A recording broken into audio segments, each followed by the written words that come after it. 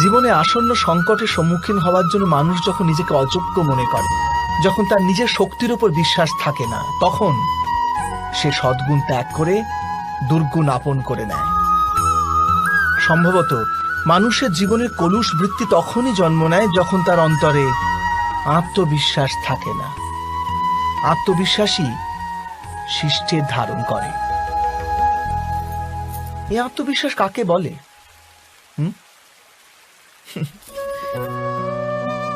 যখন মানুষ বিশ্বাস করে যে জীবনের সংঘর্ষ তাকে দুর্বল করে তোলে, তখন তার নিজের উপর বিশ্বাস থাকে না। সে সংঘর্ষ অতিক্রম করার বদলে সংঘর্ষ থেকে পালিয়ে যাবার উপায় খুঁজতে থাকে। কিন্তু যখন সে বুঝতে পারে যে এই সংঘর্ষ তাকে অধিক শক্তিশালী করে তোলে, ঠিক যেমন ব্যায়াম করলে দেহের শক্তি বৃদ্ধি পায়, তখন প্রত্যেক সংঘর্ষের সাথে তার উৎসাহ বৃদ্ধি পায়। অর্থাৎ আত্মবিশ্বাস আর কিছুই নয়, মনেরই এক স্থিতি, জীবনকে দেখার এক দৃষ্টিকোণ মাত্র। আর দৃষ্টিকোণ তো মানুষের নিজেরই অধীনে থাকে, তাই না? স্বয়ং বিচার করুন।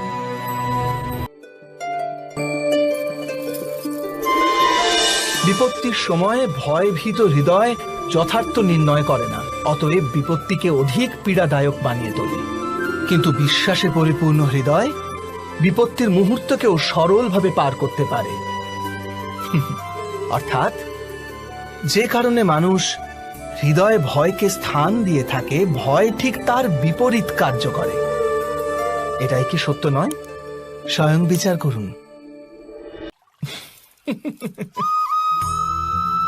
জীবনে আসন্ন সংকটের সম্মুখীন হওয়ার জন্য মানুষ যখন নিজেকে অযোগ্য মনে করে, যখন তার নিজের শক্তির উপর বিশ্বাস থাকে না, তখন সে সদ্গুণ ত্যাগ করে দুর্গুণ আপন করে নেয়।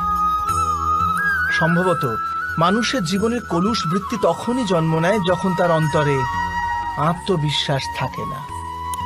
আত্মবিশ্বাসী শিষ্টের ধারণ করে। এই আত্মবিশ্বাস কাকে বলে?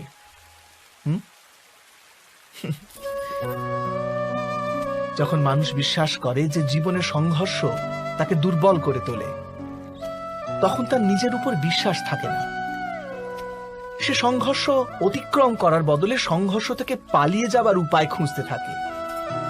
কিন্তু যখন সে বুঝতে পারে যে এই সংঘর্ষ তাকে অধিক শক্তিশালী করে তোলে, ঠিক যেমন ব্যায়াম করলে দেহের শক্তি বৃদ্ধি পায়, তখন প্রত্যেক সংঘর্ষের সাথে তার উৎসাহ বৃদ্ধি পায়।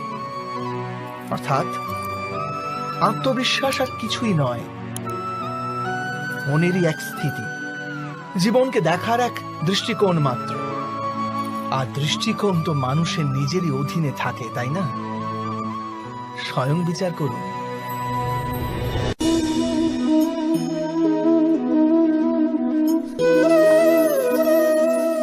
ক্ষমতার লালসা সবারই হৃদয়কে ঘিরে থাকে। প্রত্যেক ব্যক্তি নিজেরই এক রাজত্ব নির্মাণ করার চেষ্টা অবশ্যই করে। সেই রাষ্ট্র পুরো রাষ্ট্রের মতো অত বৃহৎ হোক অথবা নিজের পরিবারই হোক, সে ক্ষমতা লাভ করার প্রয়াস অবশ্য করে। কিন্তু ক্ষমতার বাস্তবিক রূপ কি আমরা কি কখনো বিবেচনা করেছি?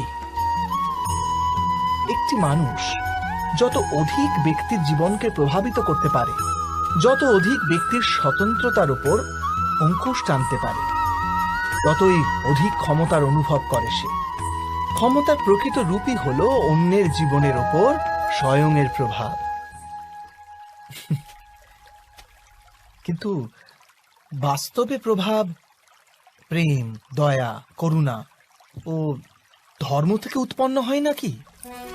যখনই মানুষ কঠোরতা আর অধর্মের মাধ্যমে ক্ষমতা প্রাপ্ত করার প্রয়াস করে, তখনই সে অন্যের হৃদয়ে বিরোধিতা অথবা বিদ্রোহের জন্ম দেয়। আর পরিণাম অনেকটা এই রকম। কিছু সময়ের জন্য সে নিজের প্রভাব ও শক্তির বিকাশ অবশ্য অনুভব করে, কিন্তু তা বাস্তবিক ক্ষমতা নয়। এই কারণে ভৃগু আর বশিষ্ঠের মতো ঋষিদের আজও পূজা করা হয়। রাবণ বা হিরণ্যকশিপুদের নয়। এ সম্বন্ধে আপনি অবশ্যই বিচার করবেন, সত্য বলেছি কিনা।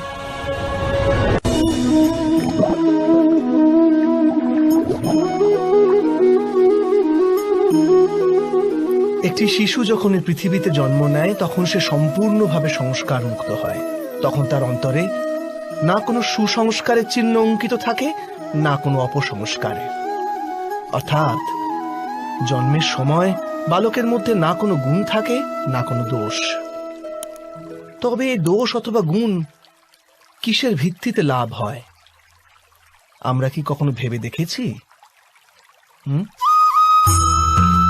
যে কথা মাতা পিতার মুখে নিরন্তর শোনা যায়, সেসব কথাই তাদের সন্তানের হৃদয়ে সংস্কারের রূপ নেয়।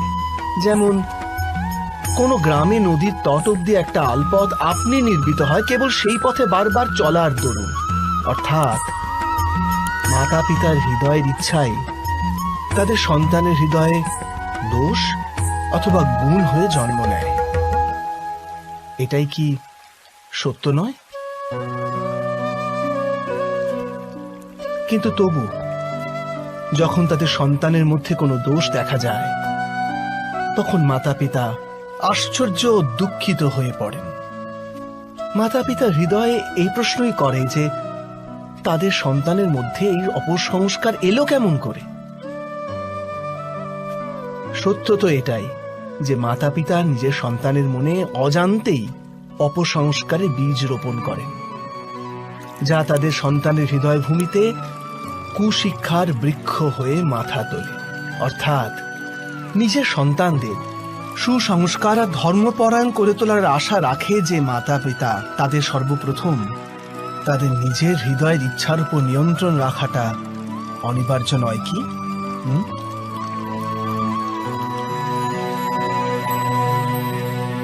প্রত্যেক মাতা পিতা এ বিষয়ে বিচার অবশ্যই করবেন।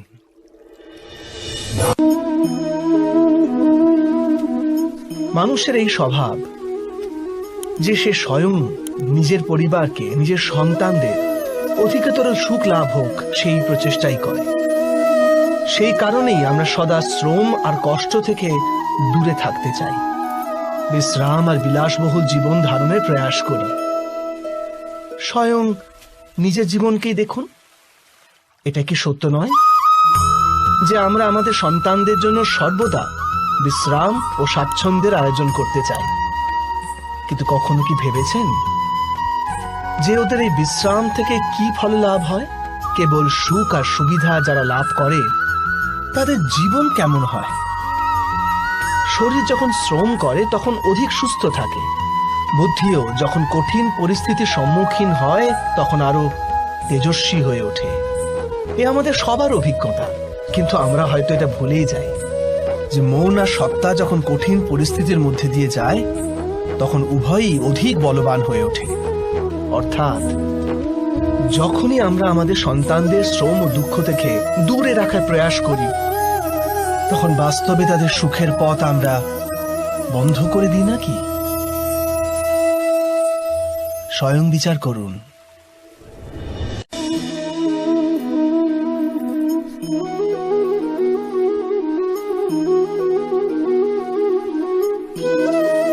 জ্ঞান প্রাপ্তি সর্বদা সমর্পণের মাধ্যমেই হয়, এ আমরা সকলেই জানি। কিন্তু সমর্পণের বাস্তবিক গুরুত্ব কি আমরা কি কখনো বিবেচনা করেছি? মানুষের মন সর্বদা জ্ঞান প্রাপ্তির পথে নানান বাধা সৃষ্টি করে। কখনো কোনো অন্য বিদ্যার্থীর প্রতি ঈর্ষা জন্মায়, কখনো গুরুর শেখানো পাঠের উপর সন্দেহ উৎপন্ন হয়, আবার কখনো গুরু দেওয়া কোনো শাস্তি মনকে অহংকারে ভরিয়ে তোলে। তাই নয় কি? কি এমনটাই হয় না? নানান সময় নানান রকম চিন্তা মনকে ব্যাকুল করে তোলে, আর মনের এমন অশান্ত স্থিতির কারণে আমরা জ্ঞান লাভ করতে পারি না। মনের সঠিক স্থিতি কেবল সমর্পণ থেকেই লাভ হয়। সমর্পণ মানুষের অহংকারকে নাশ করে, ঈর্ষা, উচ্চাকাঙ্ক্ষা ইত্যাদি হীন ভাবনাকে দূর করে হৃদয়কে শান্ত করে আর মনকে একাগ্র করে। বাস্তবে ঈশ্বরের সৃষ্টিতে না জ্ঞানের অভাব আছে না জ্ঞানী ব্যক্তি। গুরু দত্তাত্রেয় তো গাভী আর ষণ্ডদের থেকেও জ্ঞান লাভ করেছিলেন। অর্থাৎ বিষয় ব্রহ্ম জ্ঞানের হোক অথবা জীবনের জ্ঞানের অথবা গুরুকুলে লাভ করা জ্ঞানের, তা অর্জন করার জন্য গুরুর চেয়ে অধিক গুরুত্বপূর্ণ সেই গুরুর প্রতি আমাদের সমর্পণ। এটাই কি সত্য নয়? স্বয়ং বিচার করুন।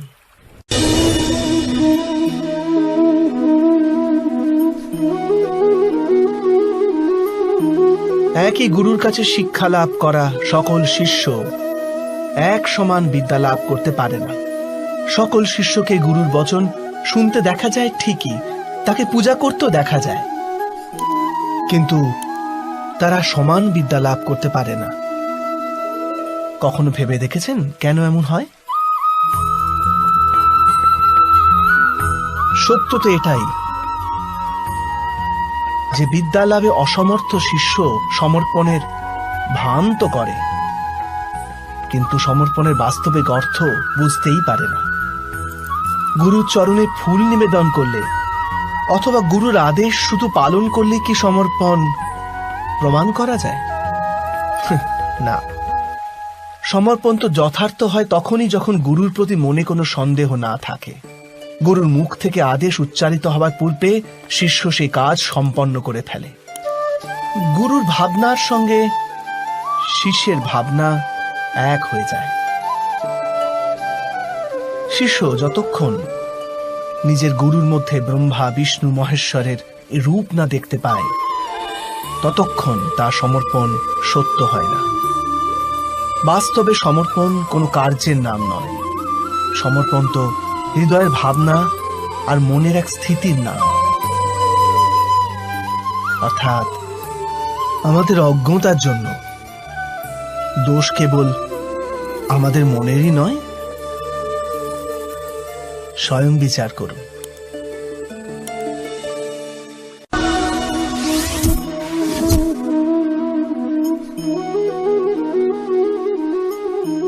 শ্রেষ্ঠত্বের অর্থ কি? শ্রেষ্ঠ হওয়ার অর্থ হলো অন্যদের চেয়ে অধিক জ্ঞান অর্জন করা। অর্থাৎ গুরুত্ব এই বিষয় নয় যে কত জ্ঞান স্বয়ং অর্জন করলো কেউ, গুরুত্ব এই বিষয়ে যে লাভ করা জ্ঞান অন্য ব্যক্তিদের চেয়ে অধিক কিনা। অর্থাৎ শ্রেষ্ঠ হওয়ার ইচ্ছা জ্ঞান প্রাপ্তির বাসনাকেও এক প্রতিযোগিতা বানিয়ে তোলে। আর প্রতিযোগিতায় বিজয় শেষ বিজয় হয় না।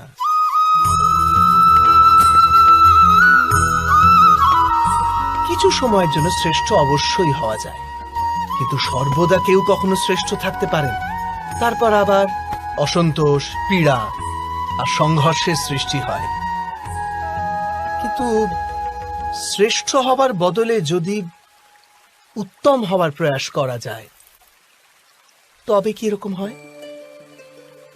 উত্তমের অর্থ হলো যা যা প্রাপ্ত করা যায় সেই সমস্ত অর্জন করা, কারোর চেয়ে অধিক লাভ করার ইচ্ছা থেকে নয়, শুধুমাত্র আত্মার তৃপ্তির জন্য কিছু অর্জন করা। উত্তম হবার পথে অন্য কারোর সঙ্গে প্রতিযোগিতা থাকে না, স্বয়ং নিজের সঙ্গে প্রতিযোগিতা হয়। অর্থাৎ উত্তম হবার চেষ্টা যে করে সে কখনো না কখনো সমস্ত জ্ঞান অর্জন করে ফেলে। প্রয়াস না করেই সে শ্রেষ্ঠ হয়ে ওঠে।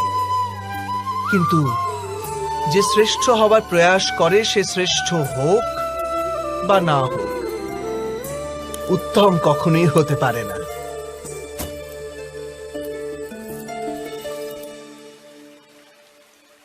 অবশ্যই করবেন।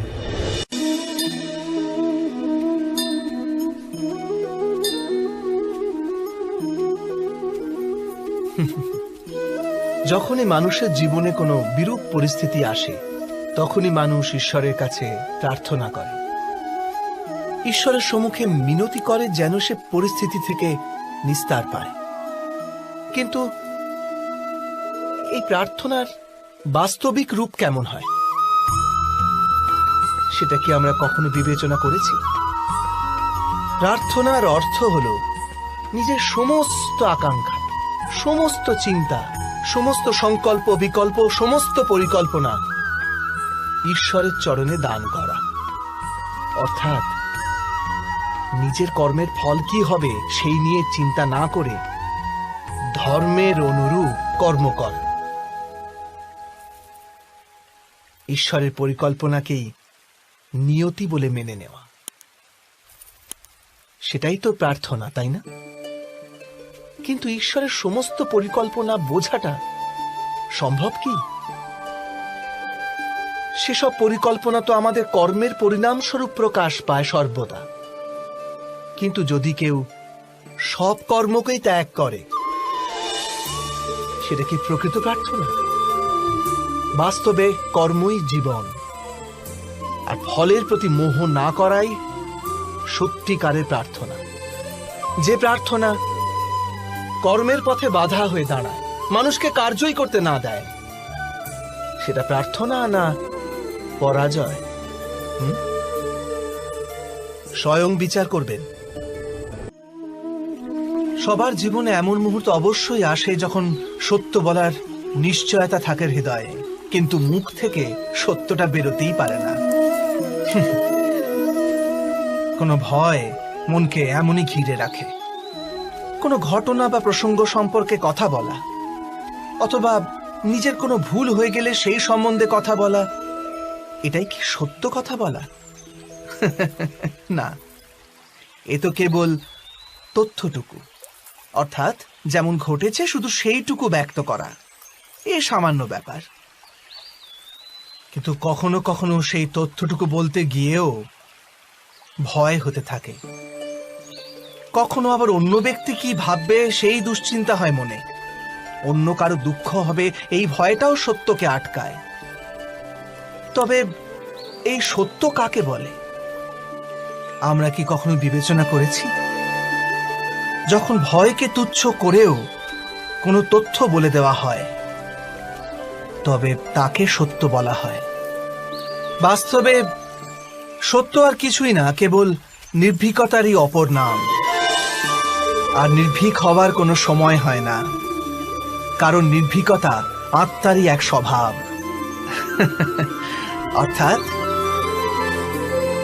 অর্থাৎ জীবনের প্রত্যেকটি ক্ষণই সত্য বলার ক্ষণ নয় কি?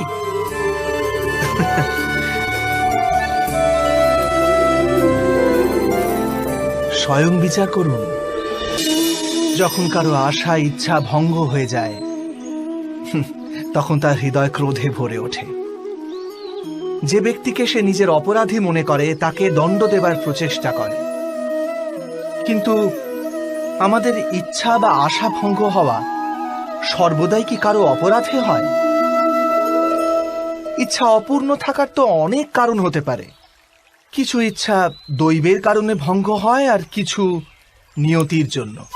আর কখনো কখনো ইচ্ছা স্বরূপই এমন হয় যে তা কখনো পূর্ণ হতে পারে না।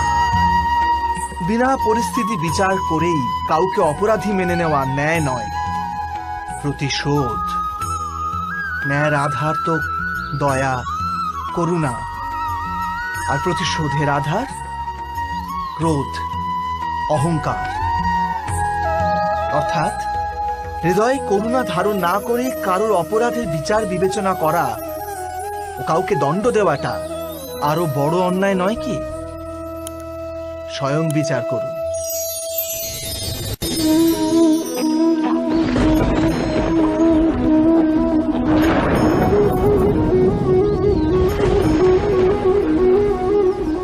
সংকেত বা পূর্বাভাসের উপর নির্ভর করে আমরা ভবিষ্যতের সুখ দুঃখের কল্পনা করি। ভবিষ্যতে দুঃখের কারণ দূর করার জন্য আমরা আজ পরিকল্পনা করি। কিন্তু কালকের সংকটকে আজ নির্মূল করার চেষ্টা করলে আমরা লাভবান হই নাকি আমরা ক্ষতিগ্রস্ত হই? এই প্রশ্ন নিজেদের করি না। সত্য তো এটাই যে সংকট আর তার নিবারণ একসাথে জন্ম নেয়, ব্যক্তির খাতিরে আবার সৃষ্টিরও খাতিরে, তাই না? আপনি আপনার ভূতকালের কথা স্মরণ করুন, ইতিহাসকে দেখে নিন। আপনি তখনই উপলব্ধি করবেন যে যখন যখন সংকট এসেছে তখন তখন তাকে নিবারণ করার শক্তিরও জন্ম হয়েছে। এটাই তো জগতের নিয়ম, অর্থাৎ সংকটই শক্তির জন্মের কারণ। প্রত্যেক ব্যক্তি যখন সংকট থেকে বেরিয়ে আসে তখন সে এক পদ আগে এগিয়ে যায়, অধিক উজ্জ্বলতা, অধিক আত্মবিশ্বাস লাভ করে, না কেবল নিজের জন্য, সমগ্র বিশ্বের জন্য বটে।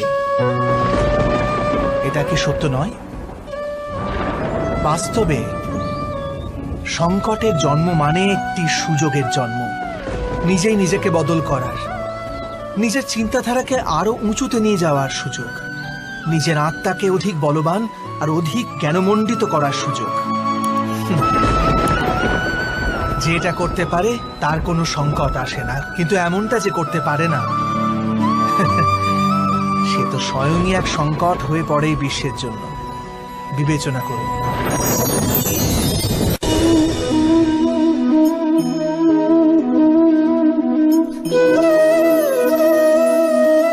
পরম্পরার মধ্যে ধর্মের অবস্থান, আর প্রথাই ধর্মকে ধরে রাখার দায়িত্ব বহন করে, এটা সত্যি। কিন্তু কেবল প্রথাকেই কি ধর্ম বলে? বিবেচনা করুন। সত্য তো এই যে যেমন ভাবে পাষাণের ভেতরে শিল্প থাকে, ঠিক তেমনি প্রথার মধ্যেও ধর্মকে পাওয়া যায়। এই পাথরের মধ্যেও শিল্প আছে। এই পাথরটাই শিল্প নয়। শিল্প ফুটিয়ে তোলার জন্য পাথরকে ভাঙতে হয়, অনাবশ্যক অংশগুলিকে কেটে বাদ দিতে হয়। ঠিক সেইভাবেই প্রথার মধ্যে ধর্মকে খুঁজে বার করতে হয়। যেমন ভাবে ইন্দ্র পূজার প্রথা ত্যাগ করে গোবর্ধন পূজার ধর্ম আরম্ভ না যদি হতো, যাদবেরাও তাদের মুক্তির পথ খুঁজে পেত না। অর্থাৎ প্রথা পালনে যে বেশি গোঁড়ামি করে, ধর্ম থেকে সে বঞ্চিত হয়ে যায়। আর পরম্পরার অন্ধ অনুকরণ যে করে, সেও প্রকৃত ধর্মপরায়ণ হতে পারে না। কথায় আছে, হংস সর্বদা নীর ক্ষীর পার্থক্য করতে পারে। দুধে জল মেশানো থাকলেও কেবল দুধটুকুই গ্রহণ করে। তবে কি যথার্থ ধর্মজ্ঞান পেতে হলে হৃদয়ে জ্ঞান থেকে প্রসূত বিবেক থাকা আবশ্যক নয়? আর সেই বিবেক না থাকলে যাকে আমরা ধর্ম বলে মনে করছি, তা আসলে প্রকৃত ধর্মই নয়। এমনও তো হতে পারে। স্বয়ং বিচার করে দেখুন।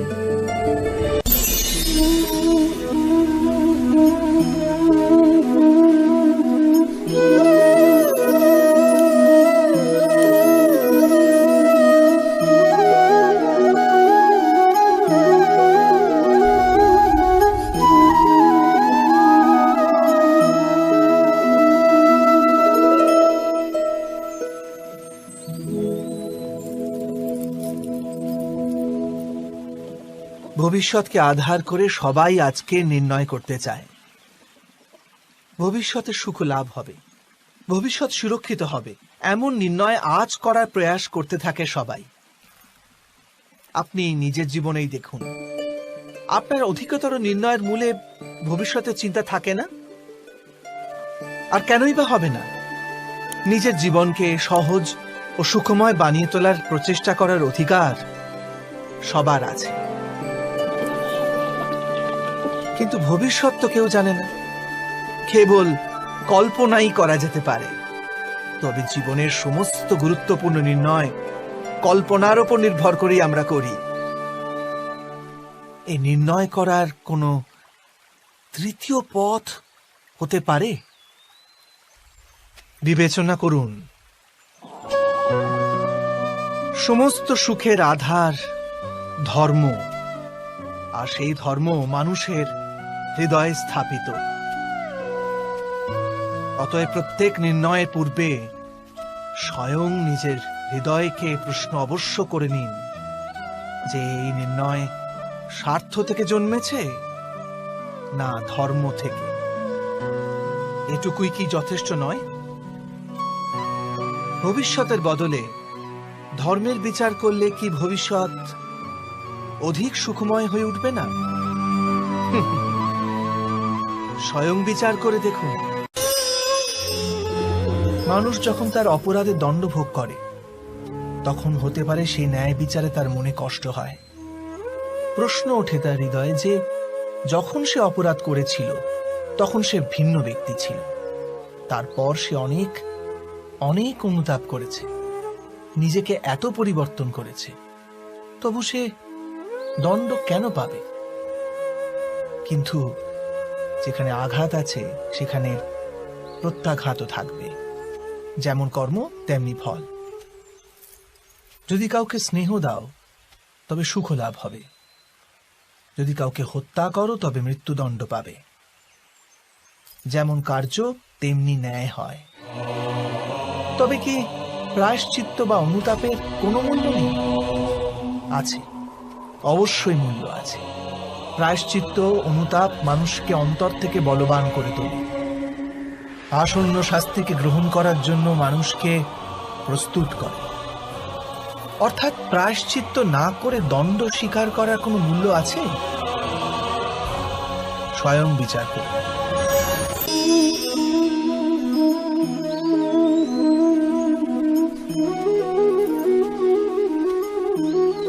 যখন নিজের কোনো ভালো কাজের বদলে দুঃখ লাভ হয়, অথবা কেউ দুষ্কর্ম করেও সুখ লাভ করে, তখন মন অবশ্যই এটা ভাবতে বসে যে তাহলে ভালো কর্ম করার, ধর্মের পথে চলার তাৎপর্যটা কি? কিন্তু দুরাত্মাকে কি ভোগ করতে হয় সেটাও দেখুন। দুষ্কর্ম যে করে তার হৃদয় সর্বদা চঞ্চল থাকে, ব্যাকুল হতে থাকে। মনে সর্বদা নতুন নতুন সংঘর্ষ উৎপন্ন হয়। অবিশ্বাস তাকে সারা জীবন ছোটাতে থাকে। একে কি সুখ বলে? যে ব্যক্তি ধর্মের পথে চলে, সর্বদা সুকর্মে রত থাকে, সৎ চরিত্র ব্যক্তির হৃদয় সর্বদা শান্ত থাকে। পরিস্থিতি তার জীবনে সুখের পথে বাধা হয়ে দাঁড়ায় না। সমাজে তার সম্মান ও মনে সন্তোষ অক্ষত থাকে সর্বদা। অর্থাৎ ভালো ব্যবহার ভবিষ্যতের সুখের পথ দেখায় না, ভালো ব্যবহার নিজেই সুখ দেয়। অথবা দুর্ব্যবহার ভবিষ্যতে দুঃখের পথ দেখায় না। অধর্ম সেই মুহূর্তে দুঃখকে উৎপন্ন করে। ধর্ম থেকে সুখ পাওয়া যায় না, ধর্মই স্বয়ং সুখ। আশা, প্রত্যাশা, আকাঙ্ক্ষা এসবই তো মানব সমাজের চালিকা শক্তি, তাই না? যদি কেউ আপনাকে প্রশ্ন করে যে আপনি কে, তবে আপনার উত্তর কি হবে? বিবেচনা করুন।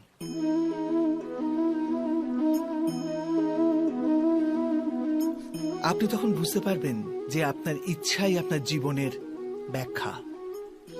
কিছু পাওয়ার সাফল্য, কিছু না পাওয়ার নিষ্ফলতাই আপনার পরিচয়। অধিকতর ব্যক্তি এইভাবে জীবিত, নিজের ভেতর থেকে শেষ হয়ে যেতে থাকে, তবু নিজের ইচ্ছেগুলোকে মারতে পারে না। ইচ্ছা তাকে এমন ভাবে ছোটাতে থাকে যেমন মৃগের নেশায় শিকারী। কিন্তু আবার এই ইচ্ছাগুলির গর্ভ থেকেই জ্ঞানের প্রকাশও ঘটে। কি করে? যখন ইচ্ছা অপূর্ণ থেকে যায়, আশা ভেঙে যায়, তখন সেখান থেকে জ্ঞানের কিরণ প্রবেশ করে মানুষের হৃদয়ে। না, এই গাথা শুধু ইচ্ছাদের পরস্পর সংঘর্ষের নয়, নয় মহতাকাঙ্ক্ষা থেকে জন্ম নেওয়া ভয়াবহ রক্তপাতের। এই গাথা হল ইচ্ছার গর্ভ থেকে উৎসারিত হওয়া জ্ঞানের।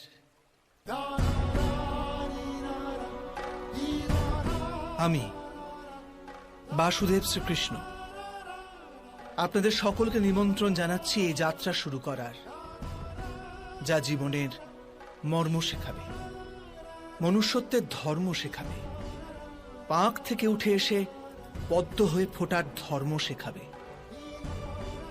আর এই যাত্রার নাম হল মহাভারত।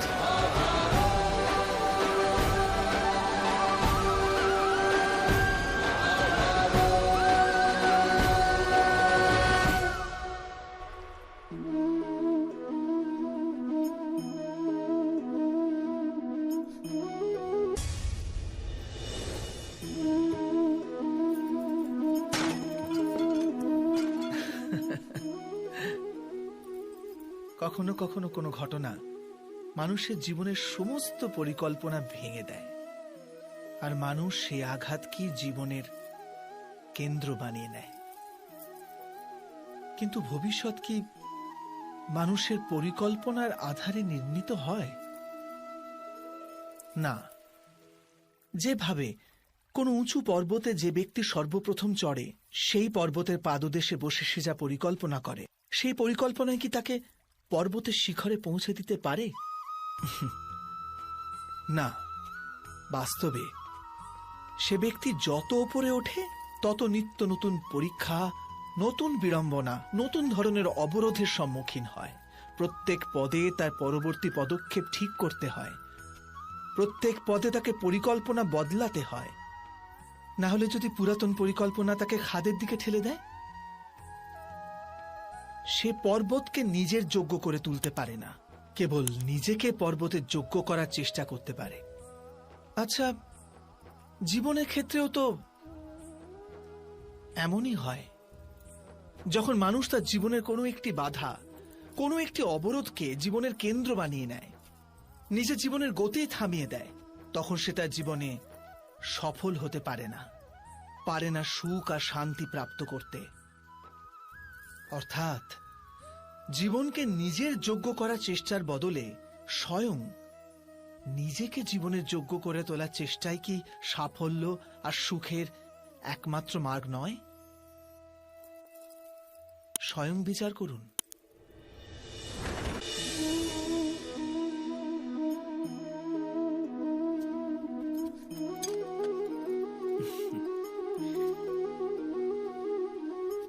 ভবিষ্যতের দ্বিতীয় নাম সংঘর্ষ। হৃদয়ে আজ যদি কোনো ইচ্ছা জাগে, যদি তা পূর্ণ না হয়, তবে হৃদয় ভবিষ্যতের পরিকল্পনা করে। ভবিষ্যতে ইচ্ছা পূর্ণ হবে এমন কল্পনা করতে থাকে।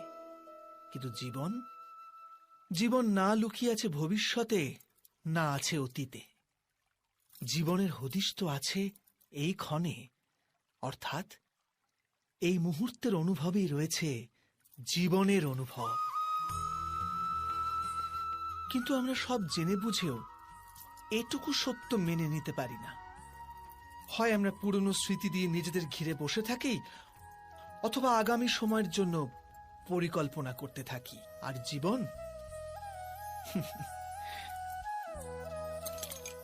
জীবন বয়ে চলে।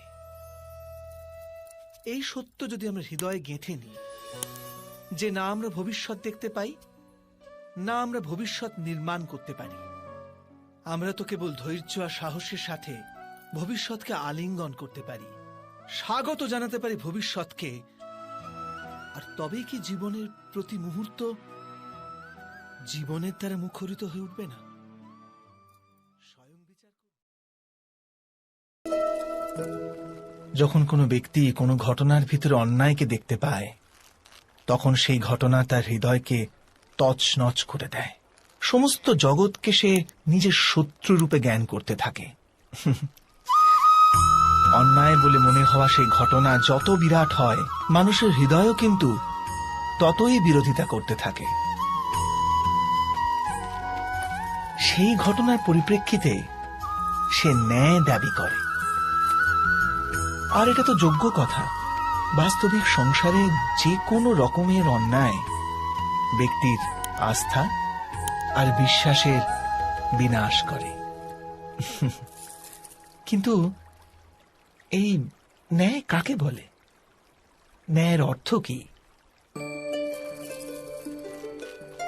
অন্যায় যে করেছে সে যদি অনুতপ্ত হয়, আর যার উপর অন্যায় হয়েছে তার মনে যদি আবার বিশ্বাস জাগে সমাজের প্রতি, তাকেই তো ন্যায় বলে। কিন্তু যার হৃদয়ে ধৈর্যের স্থান নেই, সে ন্যায়ের পথ ছেড়ে দ্বন্দ্ব আর প্রতিশোধের পথ বেছে নেয়। হিংসার বদলে প্রতিহিংসার ভাবনা নিয়ে সে এগিয়ে যায়। স্বয়ং যা পীড়া ভোগ করেছে তার চেয়ে অধিক পীড়া অপরকে দেবার প্রয়াস করে। আর এই পথে চলতে গিয়ে অন্যায় যার উপর হয়েছে সেই স্বয়ং অন্যায় করে ফেলে। শীঘ্র সে অপরাধী হয়ে যায়, অর্থাৎ ন্যায় আর প্রতিশোধের মধ্যে খুব ক্ষুদ্র ফারাক থাকে, আর সেই ফারাকের নামই হল ধর্ম। এটা কি সত্য নয়? স্বয়ং বিচার করুন।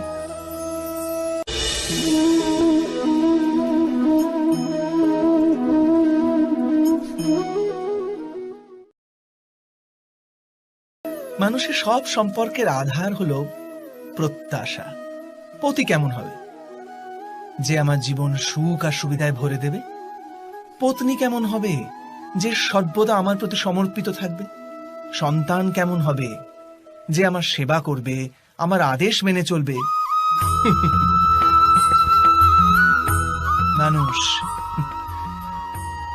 মানুষ প্রেম তাকেই দিতে পারে যে তার প্রত্যাশা পূর্ণ করতে পারে। আর প্রত্যাশা নিয়তি হচ্ছে ভঙ্গ হওয়া। কি করে? কারণ প্রত্যাশা মানুষের মস্তিষ্কে জন্ম নেয়। কোন অন্য ব্যক্তি তার প্রত্যাশার কথা জানতেই পারে না। পূর্ণ করার প্রবল ইচ্ছে থাকলেও কোনো মানুষ কারোর সকল প্রত্যাশা পূর্ণ করতে পারে না। আর তার থেকেই জন্ম নেয় সংঘর্ষ।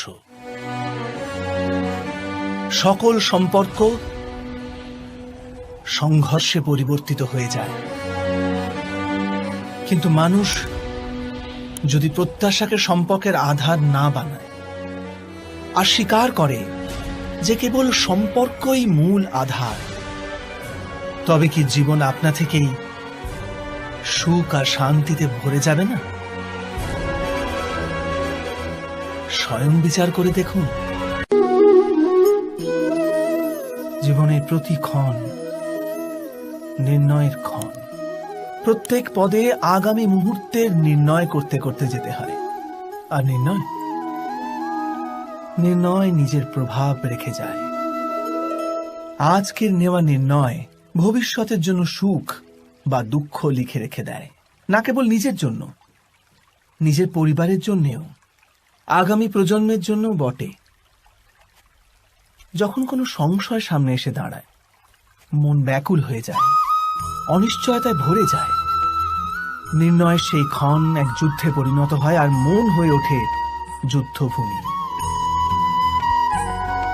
অধিকাংশ নির্ণয় আমরা সংশয় থেকে বার হওয়ার জন্য নিই না, কেবল মনকে শান্ত করার জন্য নিয়ে থাকি।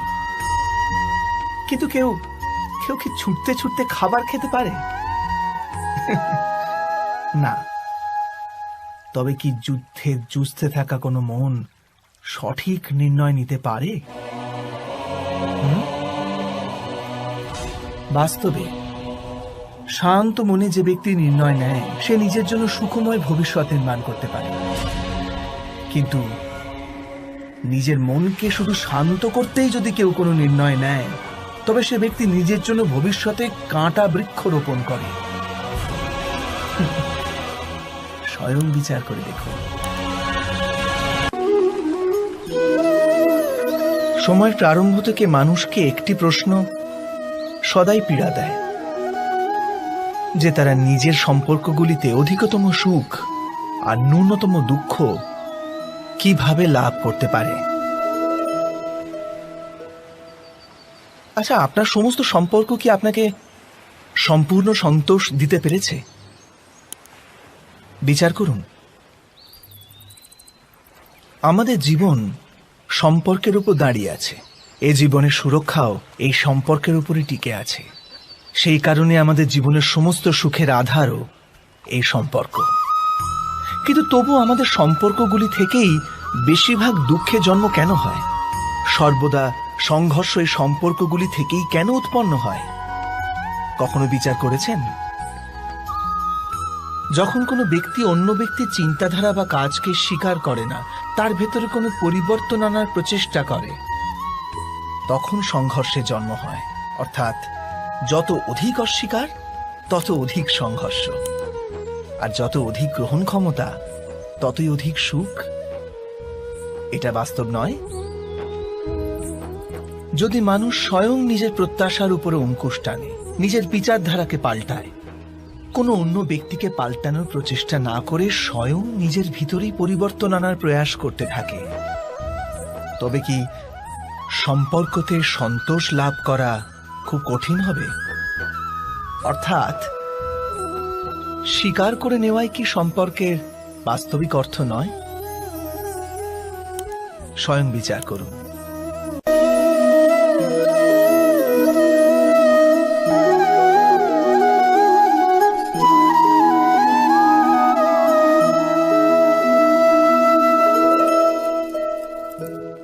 যখন কোনো ব্যক্তি কোনো ঘটনার ভিতরে অন্যায়কে দেখতে পায়, তখন সেই ঘটনা তার হৃদয়কে তছনছ করে দেয়।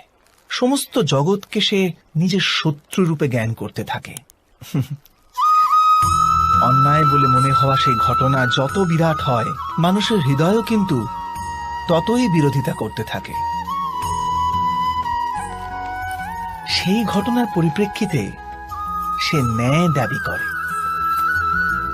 আর এটা তো যোগ্য কথা। বাস্তবিক সংসারে যে কোনো রকমের অন্যায় ব্যক্তির আস্থা আর বিশ্বাসের বিনাশ করে। কিন্তু এই ন্যায় কাকে বলে? ন্যায়ের অর্থ কি?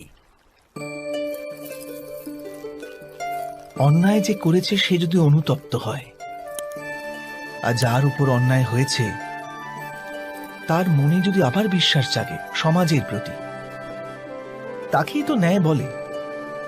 কিন্তু যার হৃদয়ে ধৈর্যের স্থান নেই, সে ন্যায়ের পথ ছেড়ে দ্বন্দ্ব আর প্রতিশোধের পথ বেছে নেয়। হিংসার বদলে প্রতিহিংসার ভাবনা নিয়ে সে এগিয়ে যায়। স্বয়ং যা পীড়া ভোগ করেছে তার চেয়ে অধিক পীড়া অপরকে দেবার প্রয়াস করে। আর এই পথে চলতে গিয়ে অন্যায় যার উপর হয়েছে সেই স্বয়ং অন্যায় করে ফেলে। শীঘ্র সে অপরাধী হয়ে যায়। অর্থাৎ ন্যায় আর প্রতিশোধের মধ্যে খুব ক্ষুদ্র ফারাক থাকে, আর সেই ফারাকের নামই হল ধর্ম। এটা কি সত্য নয়? স্বয়ং বিচার করুন। দুই ব্যক্তি যখন নিকটে আসে তখন তারা একে অপরের জন্য সীমা আর মর্যাদা নির্ধারণ করার চেষ্টা অবশ্যই করে। আমরা যদি সমস্ত সম্পর্কগুলিকে বিচার করে দেখি, এই সমস্ত সম্পর্কের আধার সেই সীমারেখা যা আমরা একে অপরের জন্য নির্মাণ করি। আর যদি অজান্তে সেই দ্বিতীয় ব্যক্তি সেই সীমারেখা লঙ্ঘন করে, তাহলে সেই ক্ষণেই আমাদের হৃদয় ক্রোধে ভরে যায়। এই সীমারেখার বাস্তবিক রূপ কি আমরা কি কখনো বিবেচনা করেছি? সীমা বেঁধে দিয়ে আমরা দ্বিতীয় ব্যক্তিকে নির্ণয় করার অনুমতি দিই না, নিজের নির্ণয় সেই ব্যক্তির উপর চাপিয়ে দিই। অর্থাৎ তার স্বতন্ত্রতাকে অস্বীকার করি আমরা। আর যখন স্বতন্ত্রতাকে অস্বীকার করা হয় তখন তার হৃদয় দুঃখে ভরে যায়। আর যখন সে সীমারেখা লঙ্ঘন করে তখন আমাদের হৃদয় ক্রোধে ভরে যায়। এমনটাই হয় নাকি?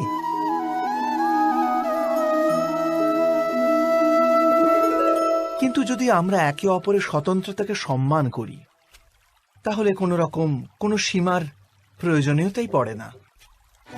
অর্থাৎ যে প্রকারে বোঝাপড়া যে কোনো সম্পর্কের দেহ, ঠিক সেইভাবেই স্বতন্ত্রতা সে সম্পর্কের আত্মা নয় কি? স্বয়ং বিচার করুন।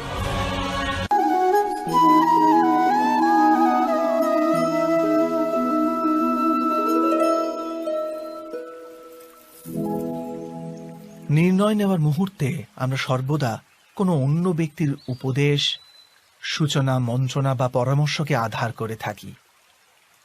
আর আমাদের ভবিষ্যতের আধার হয়ে ওঠে আমাদের আজকের নেওয়া সিদ্ধান্ত। তাহলে কি আমাদের ভবিষ্যৎ অন্য ব্যক্তির পরামর্শ, কোনো অন্য ব্যক্তির দেওয়া উপদেশের ফল? তবে কি আমাদের সম্পূর্ণ জীবন কোনো অন্য ব্যক্তির বুদ্ধির পরিণাম?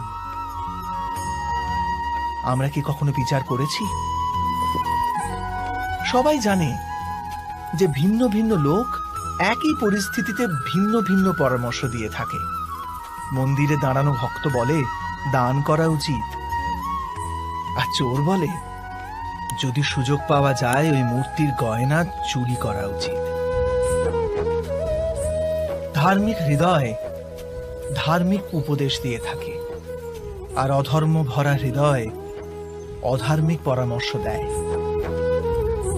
এই ধর্মময় উপদেশ পরামর্শ স্বীকার করলে মানুষ সুখের দিকে যায়, কিন্তু এইরকম পরামর্শ স্বীকার করা তখনই সম্ভব হয় যখন হৃদয়ে ধর্ম থাকে।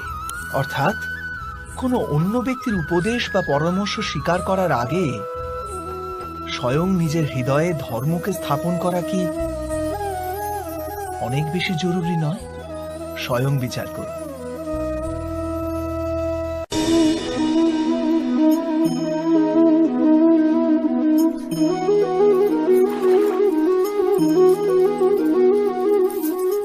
পিতা সর্বদা নিজের সন্তানের সুখেরই কামনা করে, তার ভবিষ্যতের সুখের চিন্তায় মগ্ন থাকে,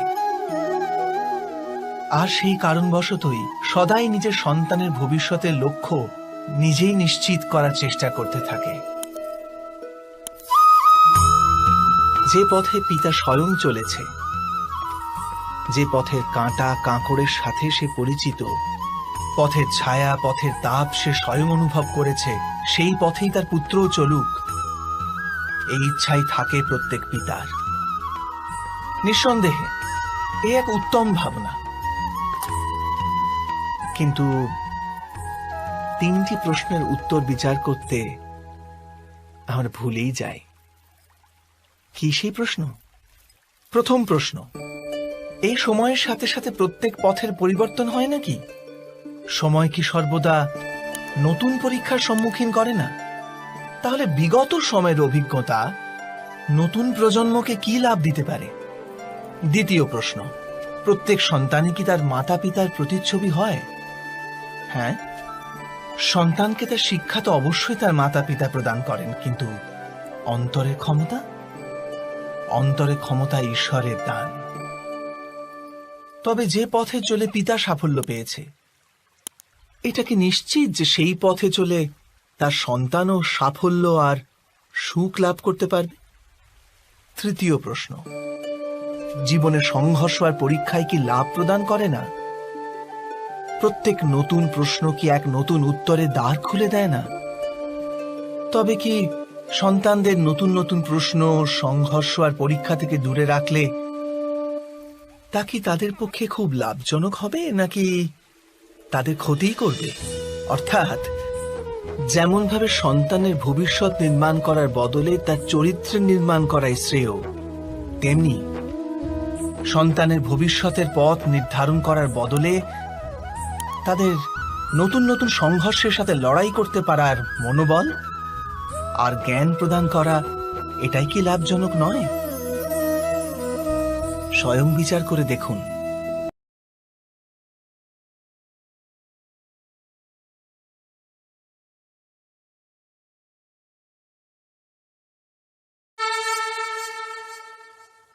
ইচ্ছা, আশা, প্রত্যাশা, আকাঙ্ক্ষা এসবই তো মানব সমাজের চালিকা শক্তি, তাই না?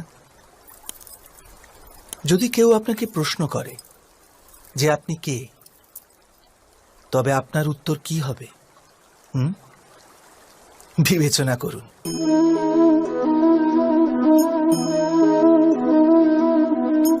আপনি তখন বুঝতে পারবেন যে আপনার ইচ্ছাই আপনার জীবনের ব্যাখ্যা।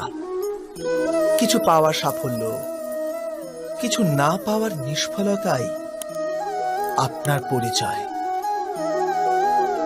অধিকতর ব্যক্তি এইভাবে জীবিত, নিজের ভেতর থেকে শেষ হয়ে যেতে থাকে, তবু নিজের ইচ্ছেগুলোকে মারতে পারে না। ইচ্ছা তাকে এমন ভাবে ছোটাতে থাকে যেমন মৃগের নেশায় শিকারী।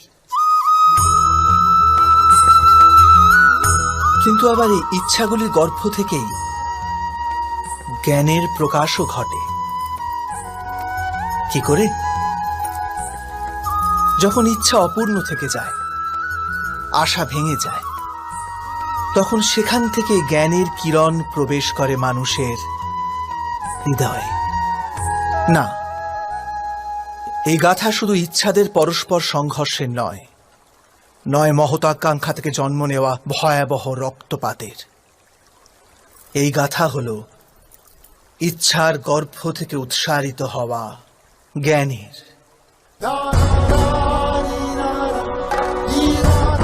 আমি বাসুদেব শ্রীকৃষ্ণ আপনাদের সকলকে নিমন্ত্রণ জানাচ্ছি এই যাত্রা শুরু করার, যা জীবনের মর্ম শেখাবে, মনুষ্যত্বের ধর্ম শেখাবে, পাক থেকে উঠে এসে পদ্ম হয়ে ফোটার ধর্ম শেখাবে। আর এই যাত্রার নাম হল মহাভারত।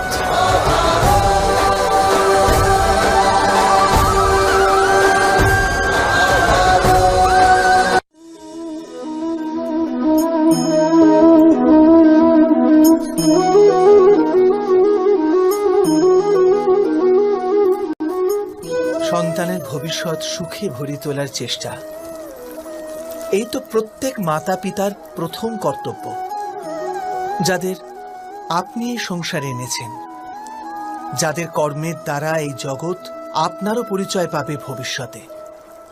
তাদের ভবিষ্যৎ সুখদায়ক করার চেষ্টার চেয়ে অধিক গুরুত্বপূর্ণ আর কি বা হতে পারে?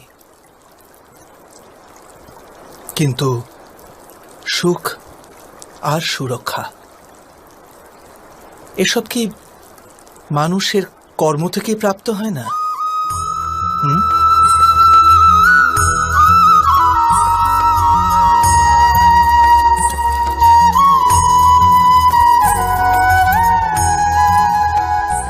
মাতা পিতার দেওয়া ভালো বা মন্দ সংস্কার, বা তাদের দেওয়া যোগ্য অথবা অযোগ্য শিক্ষা, এ সবই কি আজকের সমস্ত কর্মের মূল নয়? সংস্কার আর শিক্ষার থেকে তৈরি হয় মানুষের চরিত্র। অর্থাৎ মাতা পিতা নিজের সন্তানদের যেমন চরিত্র নির্মাণ করেন, তেমনই হয় তাদের ভবিষ্যৎ। কিন্তু তবু অধিকতর মাতা পিতা নিজেদের সন্তানের ভবিষ্যৎ সুরক্ষিত করার চিন্তায় তাদের চরিত্র নির্মাণের কার্যের কথা ভুলেই যান। বস্তুত যে মাতা পিতা শুধু নিজের সন্তানের ভবিষ্যতের চিন্তা করেন, তাদের সন্তানদের কোনো লাভ হয় না। কিন্তু যে মাতা পিতা নিজের সন্তানের ভবিষ্যৎ নয়, তার চরিত্রের নির্মাণ করেন, সেই সন্তানের প্রশস্তি বিশ্ব সংসার করে। স্বয়ং বিচার করুন।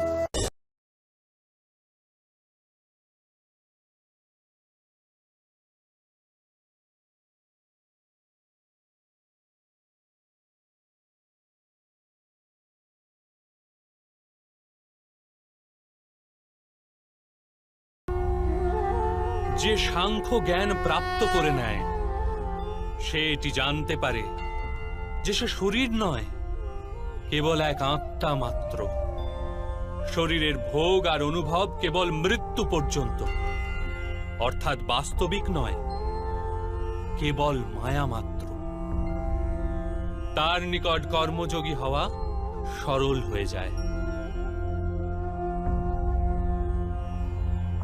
কিন্তু মাধব, যদি কার্যেই বন্ধন সুনিশ্চিত হয়, তাহলে সংসার ত্যাগ করে সন্ন্যাস নেওয়া উচিত নয়?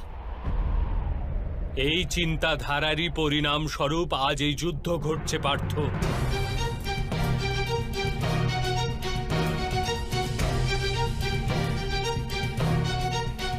ভেবে দেখো, যখন সত্যগুণ বিশিষ্ট ধর্মজ্ঞানী ব্যক্তি কর্মকে ত্যাগ করে, তখন অধর্মের অধিকারী ব্যক্তি সংসার চালায়।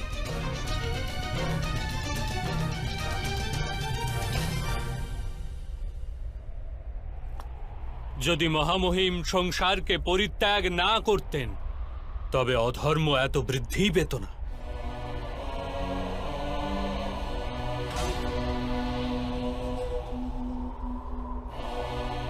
আর তোমার পিতা যদি সন্ন্যাস গ্রহণ না করতেন, তবে আজ ভ্রাতা যুধিষ্ঠির সুখে রাজকার্য করতেন।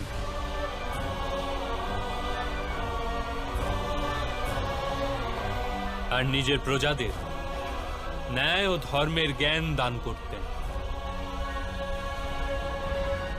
কিন্তু এটি দুঃখজনক কথা পার্থ, যে সত্যগুণের অধিকারী ব্যক্তি সংসারকে লাভ দিতে পারে, কিন্তু সেই সন্ন্যাসের কথা চিন্তা করে। যেরূপে জল তো বাষ্প হয়ে উড়ে যায়, আর আবর্জনা আবর্জনা সেখানেই পড়ে থাকে, ঠিক সেই রূপ সত্যগুণী সৎ ব্যক্তি তো সংসারকে ত্যাগ করে দেন, আর তমগুণযুক্ত অধর্মী লোক সংসারের সকল কার্য করতে থাকে। এই কারণেই সংসারে পাপ আর অধর্ম বৃদ্ধি পায়।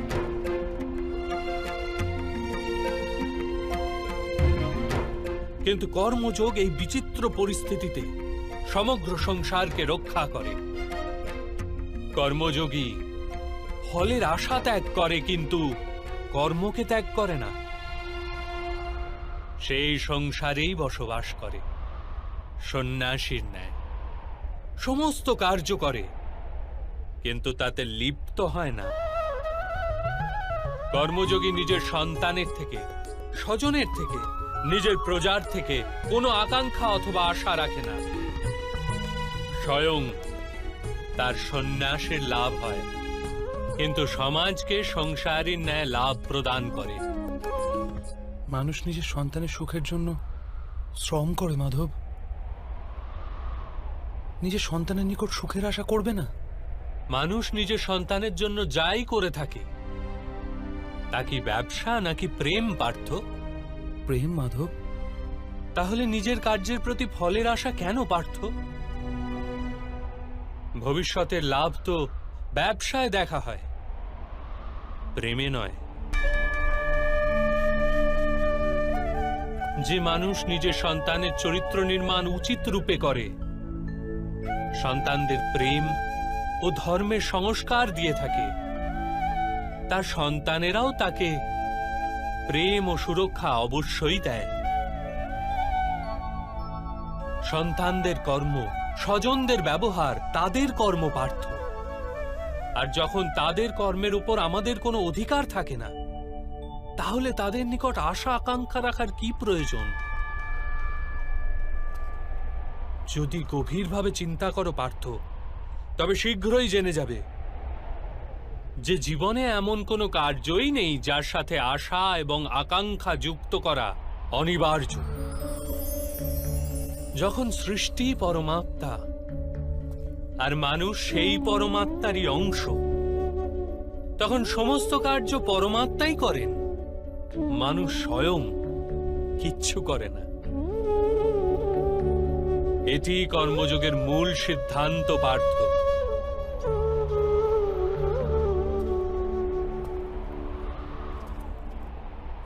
তোমাকেও কর্মযোগী হয়ে এই যুদ্ধে অংশগ্রহণ করতে হবে পার্থ। ত্রেগুণিয়া বিশ্বা বেদা নিস্ত্রেগুণো ভবার্জুন নির্দ্বন্দ্ব নিত্য সত্ত্বস্থ নির্যোগ ক্ষেম আত্মবান। তিনটি গুণ পরিত্যাগ করে নির্গুণ হয়ে যাও পার্থ। এই দ্বন্দ্ব থেকে মুক্ত হয়ে যাও। সর্বদা সত্য অর্থাৎ পরমাত্মায় বুদ্ধি প্রয়োগ করে কর্তব্য নির্বাহ করতে থাকো। কিছু প্রাপ্তি লাভের আশা আর কিছু প্রাপ্ত বস্তুকে সংরক্ষণ করার চিন্তা পরিত্যাগ করো পার্থ, আর নিজের আত্মাকে স্বতন্ত্র করো।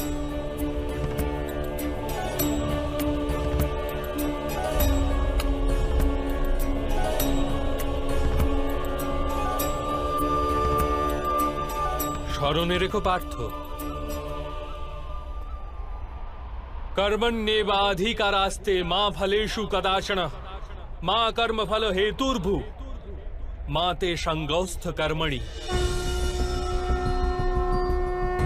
তোমার অধিকার তো কেবলমাত্র কর্ম করার জন্য, ফল তো ঈশ্বরের হস্তে। এই কারণে না তো কর্ম থেকে পলায়ন করা উচিত, আর না তো কর্মফলের আশা করা উচিত।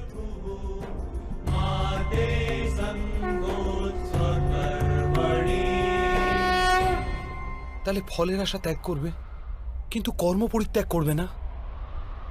এরূপ কর্মযোগীকে কি রূপে চেনা যায় মাধব? विषया विनिवर्तन्ते निराहारस्य देहिनः रसवर्जं रसयापस्य পরং দৃষ্ট্বা নিবর্ততে। শোনো পার্থ, যে স্বাদ থেকে মুক্তি পাওয়ার জন্য আহারকেই ত্যাগ করে,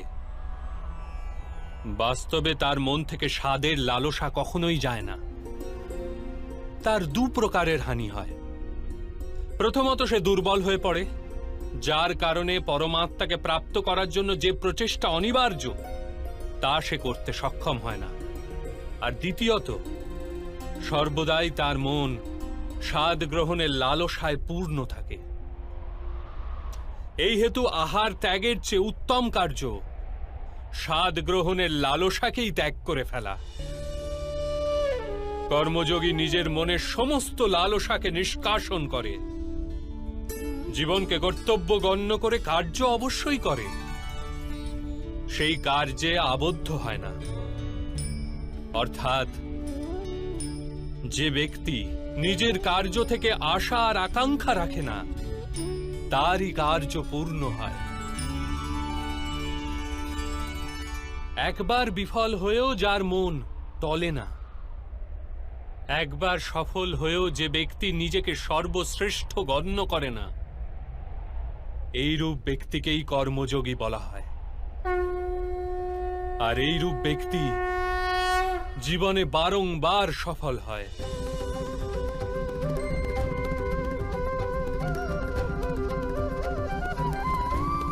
ধ্যায়ত বিষান পুংসঃ সঙ্গস্তেষু পজায়তে, সঙ্গাত সংযায়তে কামো, কামাত ক্রোধো অভিজায়তে, ক্রোধাৎ ভবতি সম্মোহ, সম্মোহাৎ স্মৃতি বিভ্রম, স্মৃতি ভৃংশাৎ বুদ্ধিনাশো, বুদ্ধিনাশাৎ প্রনশ্যতি। ফলের আশায় কামনা প্রকট হয়, আর কামনার তো স্বভাবই হলো অসন্তুষ্ট থাকা। অসন্তোষ থেকে ক্রোধ উৎপন্ন হয়ে থাকে, আর ক্রোধ থেকে মোহ জন্ম নেয়। মোহের তরুণ ব্যক্তি আচার ও ব্যবহারের জ্ঞানই ভুলে যায়। জ্ঞান ভুলে গেলে বুদ্ধি চলে যায়, অনুচিত প্রকারের কার্য করতেই থাকে, আর সমাজ এরূপ ব্যক্তির শত্রু হয়ে পড়ে। আর অন্তিমে এরূপ মানুষের পূর্ণতার পতন ঘটে।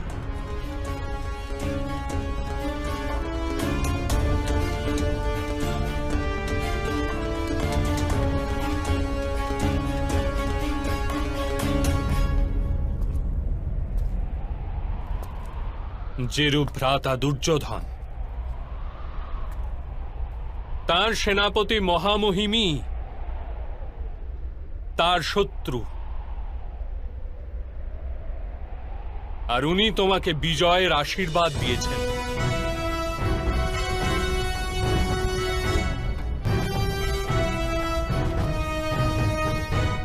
পার্থ, কর্মযোগ ব্রহ্মবিদ্যার দ্বিতীয় পদক্ষেপ।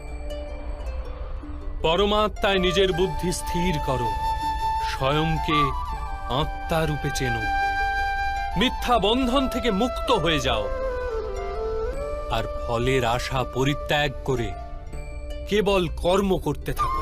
নিজের বুদ্ধিকে পরমাত্মায় স্থির করে কর্মযোগী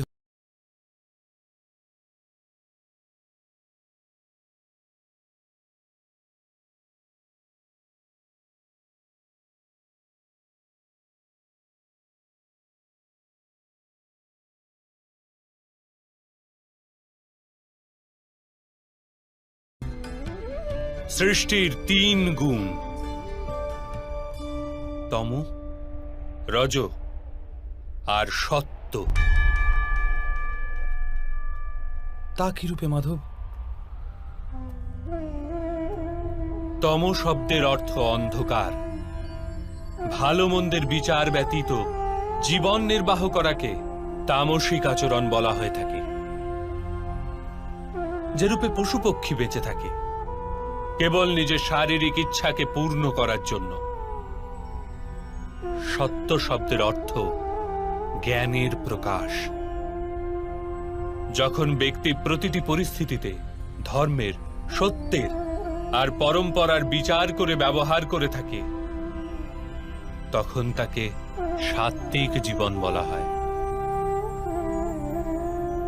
এই দুইয়ের অন্তঃস্থলেও এক প্রকার ব্যক্তি থাকে, যার নিকট জ্ঞান তো আছে, কিন্তু শরীর আর মনের বাসনার সাথে আবদ্ধও রয়েছে।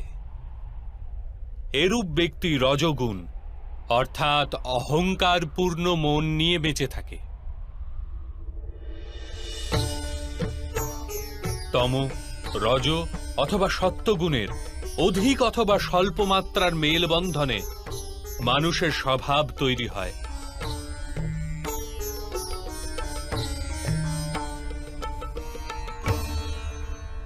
সামনে দেখো পার্থ, এদের সবার মধ্যে তুমি কোন গুণ দেখতে পাচ্ছ?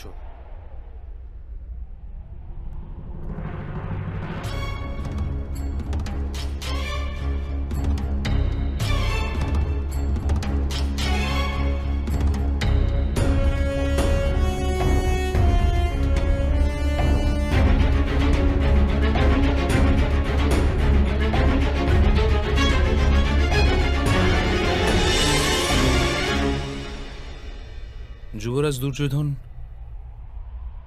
ধর্ম জানেন, কিন্তু নির্বাহ করেন না। তার জীবনের মূল কেন্দ্র অহংকার, অর্থাৎ তার মধ্যে তমগুণ কম, রজগুণ অধিক, আর সত্যগুণ পূর্ণতা পায়নি।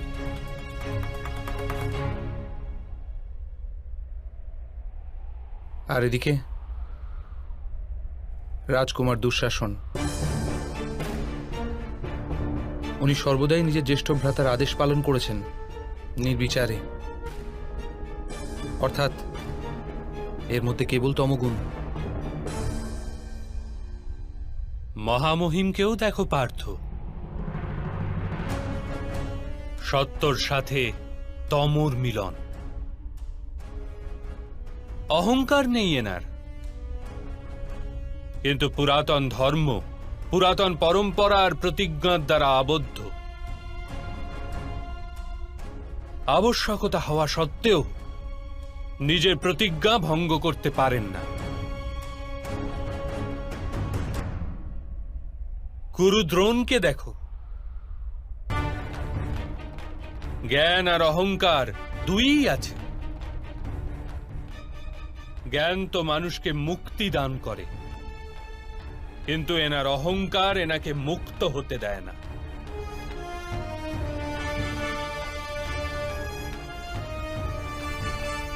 কিন্তু মাধব, যদি যদি মানুষের স্বভাব এই ত্রিগুণের মিলন হয়, তাহলে মানুষের স্বভাব প্রথম থেকেই নির্ধারিত থাকে। সিংহ হরিণকে ভক্ষণ করবেই, আর হরিণ সিংহ দ্বারা ভীতিগ্রস্ত হবে। তাহলে ধর্মের প্রশংসা কিসের? আর অপরাধের দণ্ডই বা কেন?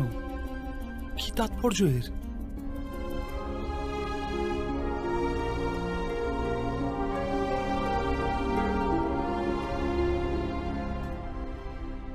উত্তম প্রশ্ন করেছ পার্থ, কিন্তু প্রথমে মানুষ আসলে কি সেটা জেনে নাও।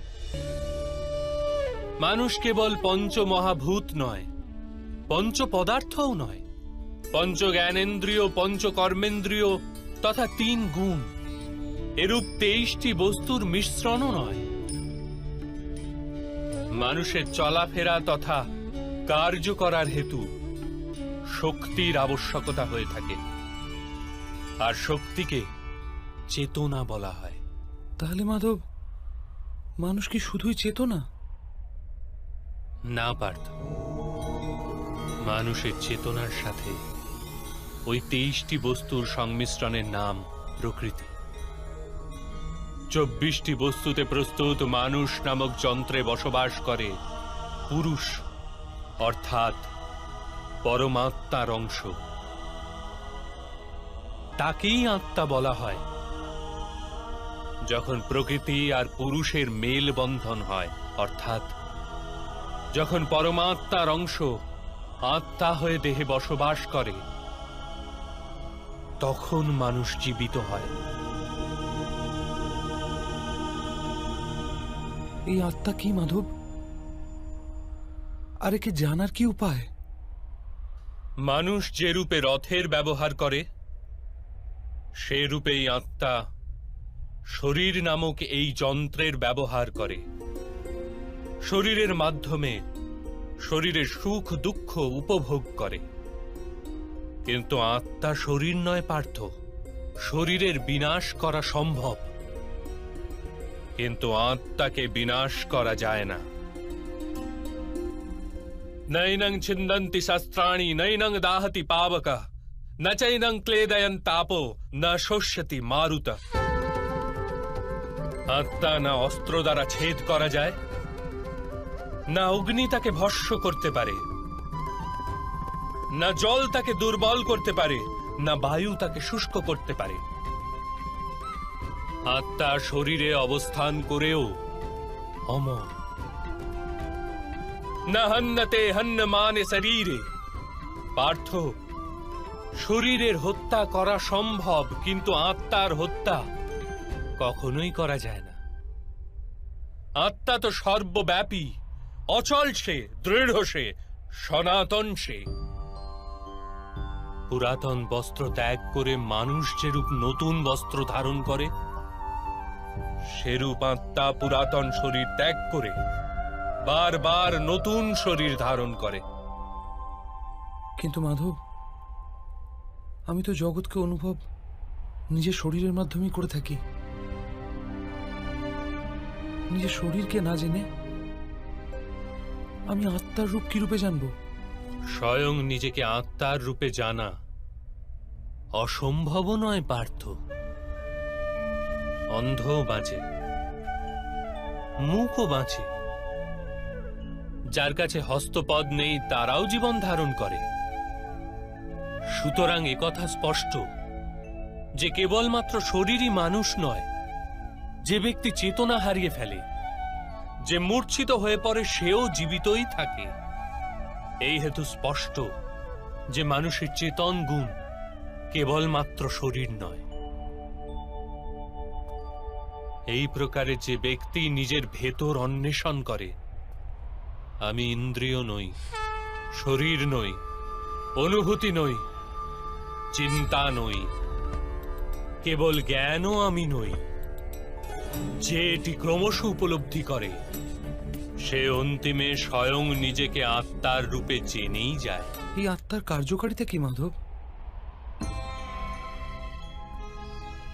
যখন পরম ব্রহ্মের বিভাজন হলো, পুরুষ তথা প্রকৃতি সৃষ্টি হলো, তখন পুরুষ অর্থাৎ পরমাত্মার অংশ আত্মার রূপ ধারণ করে প্রকৃতির প্রত্যেক বস্তুতে বসবাস করলেন। সেই আত্মাকে মোহ তথা অন্ধকার ঘিরে ধরেছিল পার্থ। সেই মোহনিদ্রা থেকে জাগ্রত হয়ে স্বয়ং নিজেকে পরমাত্মার অংশ হিসেবে জানাই আত্মার কর্তব্য, উদ্দেশ্য এবং জীবন কার্য। কিন্তু মাধব, যদি প্রত্যেক আত্মা পরমাত্মার অংশ হয়, তাহলে কি উন্নতি আর অধোগতি স্বয়ং পরমাত্মা করেন?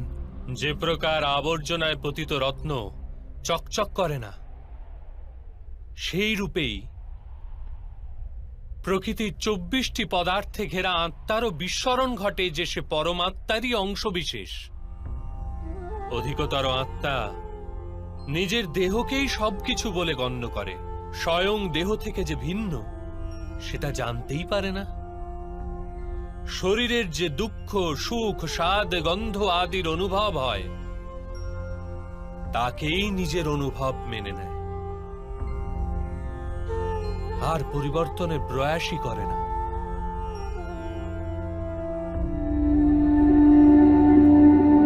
যে আত্মা পরিবর্তনের প্রচেষ্টাই করে না, নিরন্তর অধর্ম করে চলে, তাকে জাগ্রত করার জন্য দণ্ড দেওয়া অনিবার্য।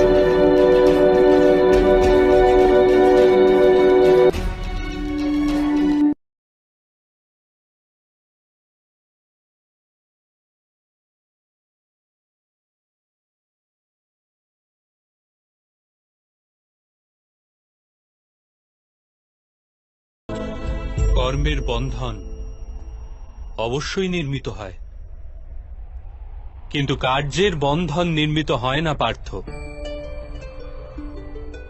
তোমার কর্ম ও কার্যের কি প্রভেদ তা জানা অত্যন্ত আবশ্যক। সকল কর্মই কার্য, কিন্তু সকল কার্য কর্ম নয়। কর্ম সেই কার্যকে বলে যার সাথে ফলের আশা জড়িয়ে থাকে। মানুষ যখনই সুখের, সম্পত্তির অথবা প্রশংসা প্রাপ্তির আশা রেখে কোনো কার্য করে, তখন সে কার্যের ফলের বন্ধনে আবদ্ধ হয়। যখন কোনো কর্ম ফলের আশা নিয়ে করা হয়, তখন তাকে সকাম কর্ম বলা হয়। আর যখন কোনো কর্ম কোনো ফলের আশা ব্যতি রেখে করা হয়, তখন তাকে নিষ্কাম কর্ম বলা হয়। এই কারণেই তাকে বারংবার জন্মগ্রহণ করতে হয়। বাস্তবে মানুষ কোনো কর্মবন্ধনে আবদ্ধ হয় না, কর্মের সঙ্গে যুক্ত ফলের আশায় সে আবদ্ধ হয়। কিন্তু মাধব, যদি এই যুদ্ধে তোমার বিজয়ী হওয়ার আশা থাকে, তবে পরাজিত হলে তোমার ভীষণ দুঃখ হবে। আর সেই দুঃখ তোমাকে দিয়ে অপর কোনো কার্য করাবে, যার কারণে তোমাকে পুনরায় জন্ম নিতে হবে। আর যদি তুমি বিজয়ী হও, তবে তোমার অহংকার বৃদ্ধি পাবে, আর সেই অহংকার তোমাকে বিশ্ব বিজয়ের জন্য প্রেরণ করবে, তোমাকে দিয়ে হত্যা করাবে, আর সেই পাপ তোমাকে বাঁধবে। চিন্তা করে দেখো, যদি তোমার এই যুদ্ধে না বিজয়ের মোহ থাকে আর না পরাজয়ের ভয়, তবে এই যুদ্ধ সমাপ্তির পশ্চাতে তোমার সুখ প্রাপ্ত হবে না দুঃখ?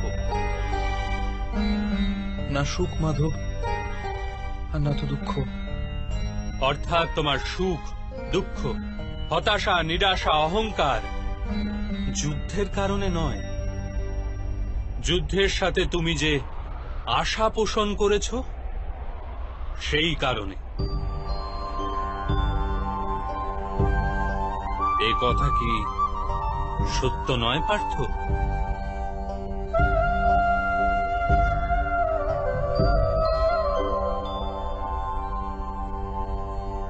सुख दुखे समे कृत्वा लाभा लाभौ जया जयौ ततो युद्धाय युज्यस्व नैबं पाप मवाप्स्यसि। অর্থাৎ সুখ দুঃখকে সমান গণ্য করে লাভ হানি জয় পরাজয়ের বিচার না করে যদি তুমি যুদ্ধ করো কৌন্তেয়, তাহলে তুমি পাপের ভাগীদার হবে না। একেই কর্মযোগ বলে। যে সাংখ্য জ্ঞান প্রাপ্ত করে নেয়, সে এটি জানতে পারে যে সে শরীর নয়, কেবল এক আত্মা মাত্র। শরীরের ভোগ আর অনুভব কেবল মৃত্যু পর্যন্ত, অর্থাৎ বাস্তবিক নয়, কেবল মায়া মাত্র। তার নিকট কর্মযোগী হওয়া সরল হয়ে যায়।